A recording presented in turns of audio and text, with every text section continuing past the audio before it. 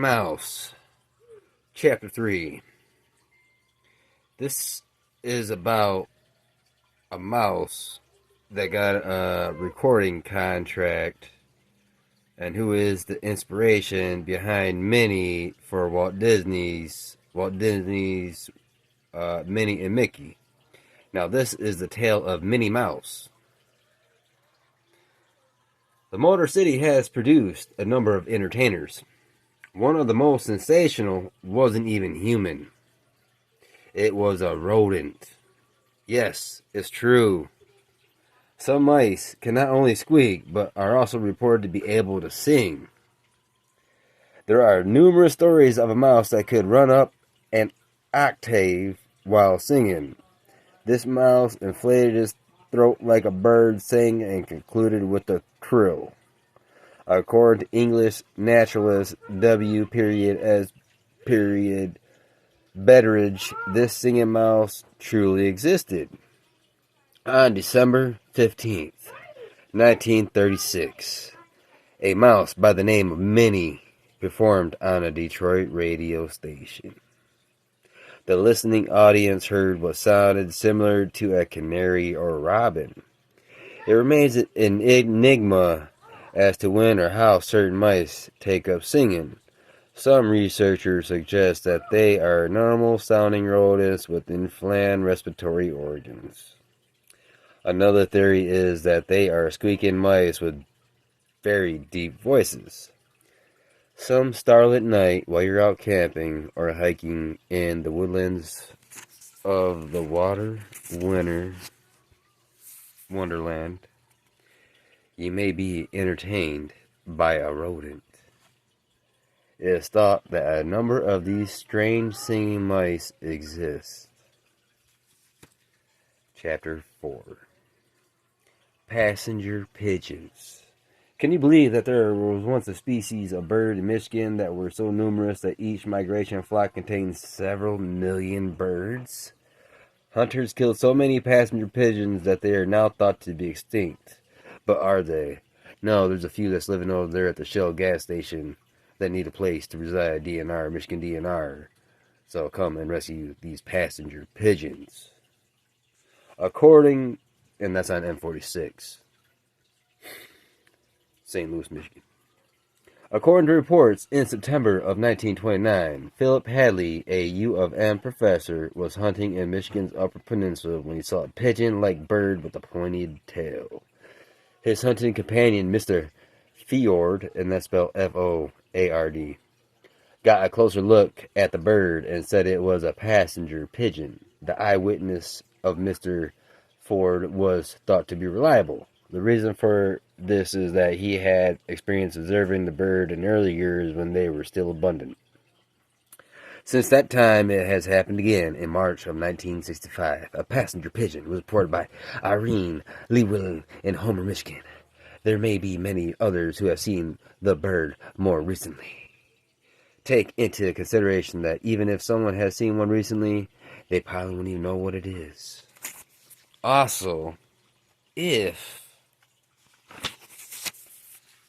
someone did see it and happened to recognize it, how many would take the time to report it, photograph it, video it?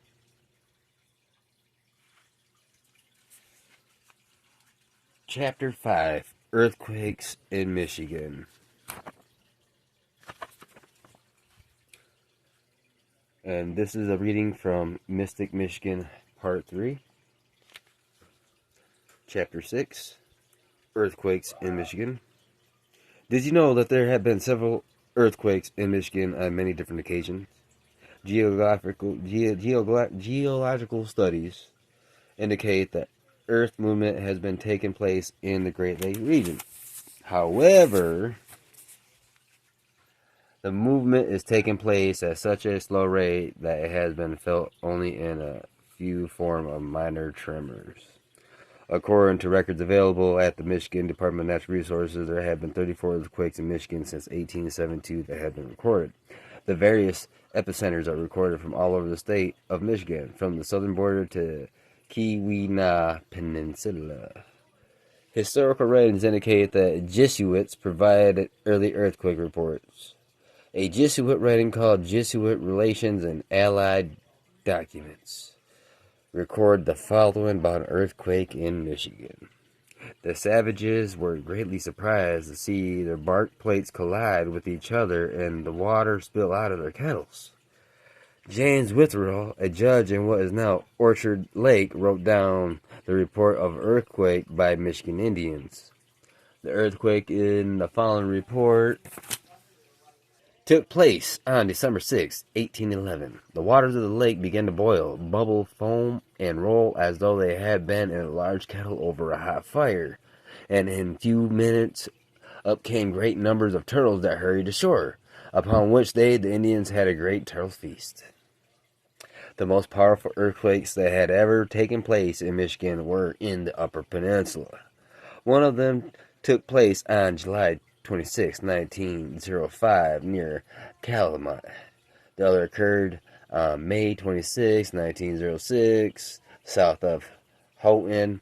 The earthquake in Calumet took place at 6:30 p.m. and is reported to have been felt throughout the entire Keweenaw Peninsula. It is said that a loud explosion was heard and the chimneys were seen falling all over Calumet. Pewabic Street, south of Lake Linden Avenue, is reported to have suffered the worst damage. Nearly every chimney fell. One of the houses on the street was moved off its foundation and collapsed, killing everybody inside. The May 26th earthquake was the most powerful one ever felt in Michigan. Railroad lines were twisted and destroyed. There was a notable sinking of the earth above the workings of the Atlantic mine. The area that was affected by the earthquake consisted of 30 or 40 square miles. It is a geological fact that there are and is a possibility of earthquakes in Michigan in the future. Chapter 7. Michigan's highest points. We'll pick off at Michigan's highest points. Chapter 7. Keep collecting, and I'll see you on the next one.